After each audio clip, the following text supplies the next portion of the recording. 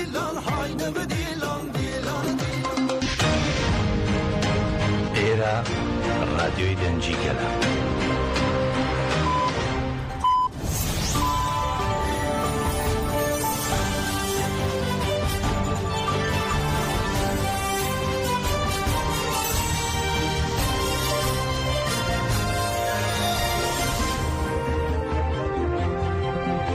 ئەم کاتتان باش بیسەرانی هێژان لە ڕادیۆ دەنگیگەلەوە با یارمەتی هاوکارانم گشتی هەواڵەکانی کاتژمێر 2 پێشکەش دەکەین.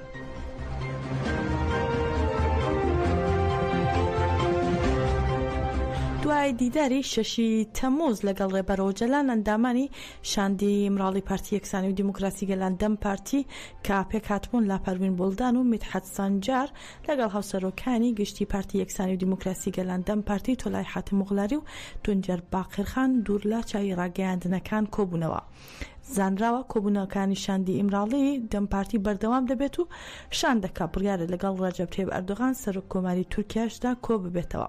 چاوەڕوان دەکرێت لە کۆبوونەوەی شاندەکە لەگەڵ ئەردۆغاندا هەرێکان لە ئەفکان ئاڵای ئەکەپەی سەرۆک وەزیرانی تورکیا و ئیبراهیم کاڵنەی سەرۆکی دەستگای هەواڵگەری نیشتیمانی میت بەشداری لە کۆبوونەوەکاندا بکەن.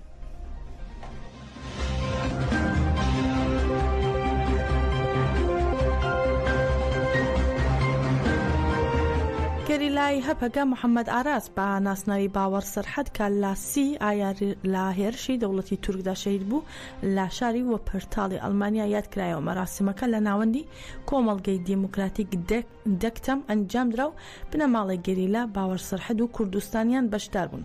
هەفسەرۆکی دەکتەم وی وەپەرتاڵ و سافچی ئازار قسەی کرد و دواتر لەسەر ناوی بنەماڵی شەهید باوەڕ سەرحەد حەسەن ئاراس لەسەر ناوی کۆمەڵگەی بنەماڵی شەهیدان کۆماویش عەلی کۆنکۆرد و لەسەر ناوی ئەنجومەنی گەلی کوردی هارون دێمیرەل و ئەندامی ئەنجومەنی ژنانی ڤیانیش سەمرا تەمەڵ وتاریان پێشکەش کرد. لە پاش وتارەکان سەمفۆزیۆنێک لەسەر ژیان و تێکۆشانی گەریلا باوەڕ سەرحەد نمایش کرا.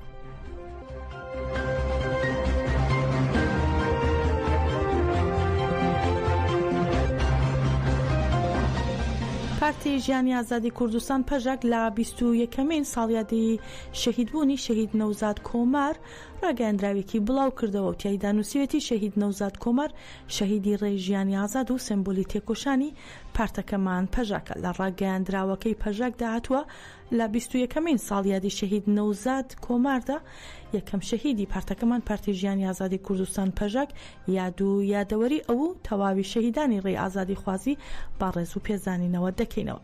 هەروەها نووسراوە شەهید نەوزاد کۆمار خەڵکی ڕۆژاوای کوردستان لە حوتی کانونی دووەمی ساڵی 2004 لە ناوچەی پێنجوێنی هەرێمی کوردستان لە ئەنجامی هێرشێکی دوژمن شەهید بوو وەک سمبۆلی تێکۆشانی پەژاک و یەکەم شەهیدی پارتەکەمان ناوی لێنرا.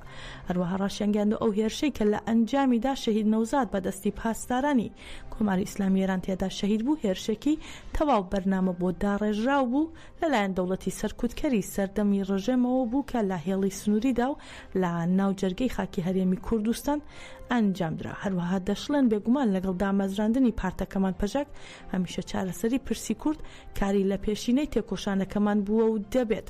بەڵام سیستەمی ئێران با خستنەگەڕی توندوتیژی دەوڵەتی هەمیشە خواستوێتی تێکۆشانەکەمان بخاتە چوارچێوەیەکی ئەمنیەوە. هەروەها ڕاشی دەگەێنن پەژاک بەو شەهیدانەی کا پێشکەشی کردووە پێداگری لەسەر سیاسەتی خەباتی دیموکراسی خۆی دەکات و سوورە لەسەر ئەوەی کات تێکۆشان بە ڕێگای دیموکراتیک بگەێنێتە ئەنجام. هەروەها ڕاشی دەگەێنن مانیفێستی تێکۆشانمان شەهیدان با خوێنی خۆیان نووسیویانە و بوونەتە ڕووناکەرەوەی ڕێگامان. پارتی ژیانی ئازادی کوردستان پەژاک لە 6 تەمووزی 2025 ڕاگەیاندراوەکەی بڵاو کردوێتەوە.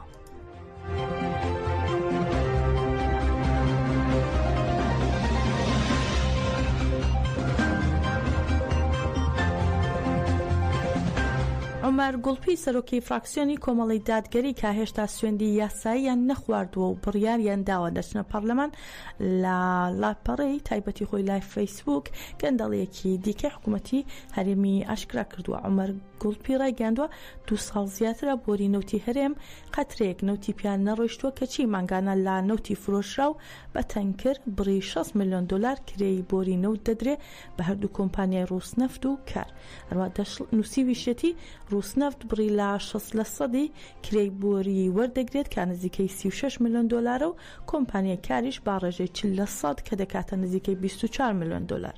عومەر گوڵپی لا کۆتاییدا دەپرسێت ئەم پرۆسەیە چ ناوێکی هەیە لە فەرهەنگی حکوومەتداری و ئابووریدا بێجگە لە تاڵانی.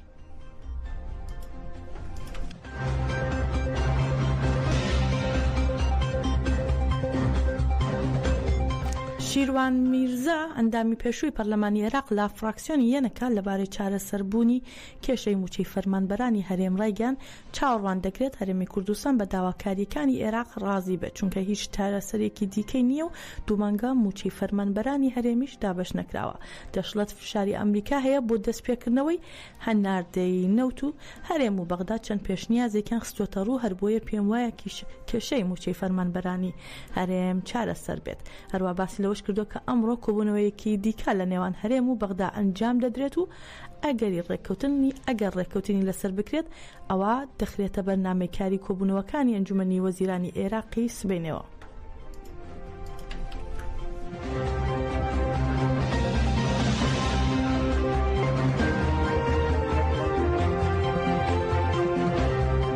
هەروەها کەناڵی ئەلبەغداد ئەلیۆم لازاری سەرچاوەیەکەوە سەبارەت بە ڕێککەوتنی نێوان بەغدا و هەولێر و ڕادەستکردنی تەواوی نەوتی هەرێمی کوردستان با بەغدا ڕێگەیاندووە وەڵامی حکوومەتی کاربەڕێکەری هەرێم پێشتر گەیشتوتە بەغداد و تێیدا ڕەزامەندی تەواو لە بارەی ڕادەستکردنی نەوت بەپێی ئەو میکانیزمانەی کە لە کۆبوونەوەکانی پێشوودا باسییان لێوە کراوە دراوە. ئاماژی بۆش کردو کە ئەمڕۆ وەڵامی حکوومەتی فیدراڵی بۆ هەرێم دەنێردرێت. تووشێتی هەردوو لە نزیکن لا کۆتایی هێنان بە کێشەکانی نێوانیان و ڕێککەوتنی کۆتایی لە ماوەی 24 کاتژمێردا. جێ ئاماژەیە نزیکەی 70 ڕۆژە فەرمانبەرانی هەرێمی کوردستان موچیان وەرنەگرتووە و ئەمەش بەهۆی ناکۆکیەکانی نێوان حکوومەتەکانی بەغدا و هەرێمەوەیە.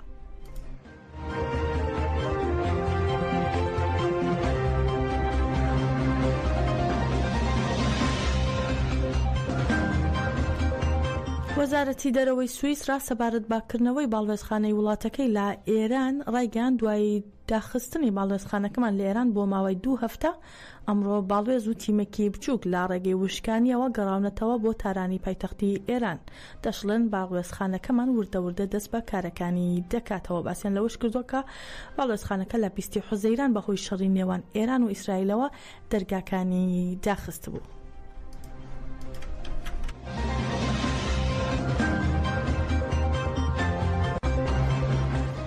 بەرپرسێکی سەربازی با پلەی عەقید کە ناوی خۆی ئاشکرا نەکردووە لە وتووێژێک لەگەڵ کەناڵی BBC بریتانی دەڵێت لە دوای چەند مانگێک لە هێرشەکانی ئیسرائیل لە 80 کۆنتڕۆڵی هێرشەکانی ئیسرائیل حەماس لە 80 کۆنتڕۆڵی هەرێمەکەی لە دەستداوە. هەروەها ئاماژە بۆش دەکات کە سەرکردایەتی ئەمنی سەربازی و سیاسی حەماس بە تەواوی لە ناو چووە و دەڵێت ئەگەر ڕاست بڵێن هیچ شتێک لا پێکهاتی ئەمنی نەماوە. دەشڵێت لە 95 سەرکردەکان کوژراون و هەموو ئەوانەی کە چالاکن بێکاریگەر کراون. هەروەها ئەو بەرپرسە ئاماژی بۆش کردووە کە کۆنتڕۆڵی ئەمنی لە غەزە بە تەواوی لە ناوچوو. ئەو بەرپرسە ئاماژە بۆش دەکات کە لە هەفتەی یەکەمی شەڕدا بریندار بوو بە هۆی کێشەی تەندروستیەوە لە ئەرکەکەی دوورخراوەتەوە.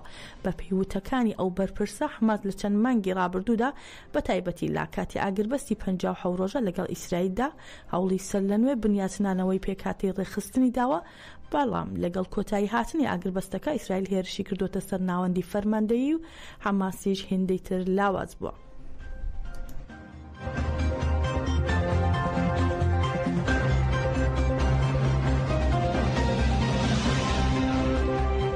وتەبێژی سوپای ئیسرائیل ڕایگەیان دوێنێ شەو هێزەکانی ئیسرائیل ئۆپەراسیۆنێکی سەربازیان لە هەرێمی تەلکۆدنە لە باشووری سووریا ئەنجامدا و لە ئەنجامدا گروپێکی سەرباز سوپای قودسی ئێران دەستگیر کراون. هەروەها دەشڵن کە دەستگیرکردنی ئەو گروپە گرێدراوە بە ئێرانەوە لەسەر بنەما زانیاریەکانی یەکەی 504 هەواڵگەری سەربازی ئیسرائیل بوو جەختیش دەکەنەوە ئەو گروپەی کە دەستگیر کراوە مەترسیان لەسەر ئاسایشی هەرێمەکە دروست کردووە. جێاماژەی تایسا هیچ ڕاگەیاندراوێک لەلایەن سووریا و ئێرانەوە سەبارەت بە ڕووداوە بڵاو نەکراوەتەوە.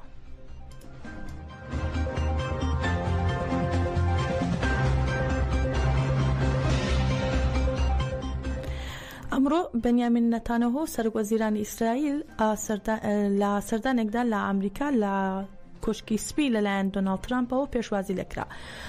لە کۆبوونەوەکەدا بڕیارە گفتوگۆ لەسەر ڕاگررتنی شەڕی غەزە بکرێت و لە دوای گەڕانەوەی ترامپ بۆ سەرۆکایەتی ئەمە سێوەمین سەردانی نەتانیاهۆیە بۆ کۆشکی سپی.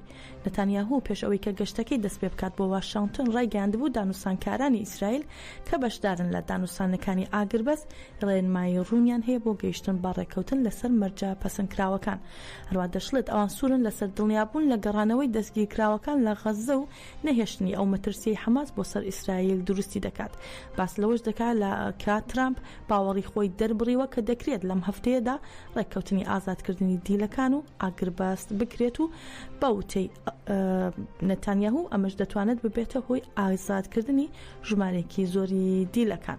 جێاماژەی ترامپ پێشگەڕانەوەی بۆ واشنگتن با ڕۆژنامە نووسانی ڕاگەیان پێم وایە ئەگەرێکی زۆر هەیە لە ماوەی هەفتەیەکدا لەگەڵ حەماس بگەینە ڕێککەوتن.